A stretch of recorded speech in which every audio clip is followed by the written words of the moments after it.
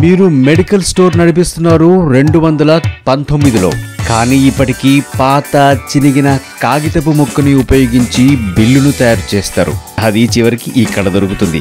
మళ్ళీ ఆలోచించండి, వినియోగదారులను మీ దుకాణానికి తీసుకురాగలుగుతుందా? టార్నియా స్మార్ట్ బిల్లు తీసుకురాగలుగుతుంది.